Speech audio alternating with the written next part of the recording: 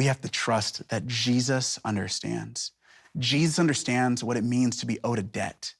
I mean, you and I, every time we sin, every time we fail, every time we mess up, we actually don't just owe a debt to that person. We owe a debt to God himself, because every person, you or I, is made in the image of God. We owe God a debt.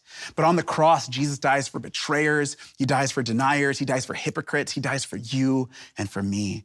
Now, Jesus may have told a story about a servant and a king, but he's the true suffering servant who died to pay the debts that he didn't owe. Jesus is the true servant king who's compassionate, and he releases debts at his own expense.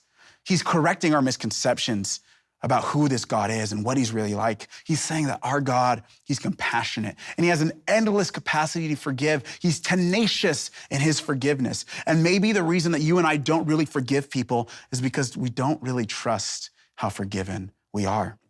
I mean, I personally, I used to think that, when I got saved, when I came into the kingdom, when Jesus got me and rescued me, that from that moment on, Jesus forgave me from everything I'd done before. So this is the moment that I came to Jesus. This is the moment Jesus came to me. This is the moment I was saved, and I was forgiven for everything that happened before that. But what I actually didn't realize till later on in my life, that also I'm completely been forgiven for everything that came after that moment. That Jesus' forgiveness is not just for my past, it's also for my present. Even on top of that, it's for my future, which means that Jesus has already died and forgiven you and me of sins that we haven't committed yet, which is really telling me this: we're just catching up to Jesus' forgiveness. My life and your life is a story of catching up to the forgiveness of Jesus, of catching up to the mercy of Jesus, of catching up to the compassion and grace and kindness of Jesus. Oh my gosh, does that liberate the heart?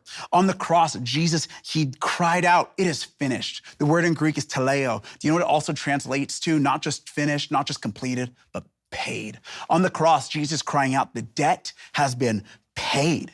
It's completely paid. And I know some of you can't seem in your heart to forgive yourself. You're going, "Christian, I know forgiving other people, but I can't forgive myself." And can I tell you, friends, can I tell you, family, that Jesus has paid for you already? You don't have to be the one who forgives yourself. Jesus has already paid to release you. Do you remember his words on the cross? He said, "Father, forgive them, for they know not what they do." Even when he's bleeding forgiveness.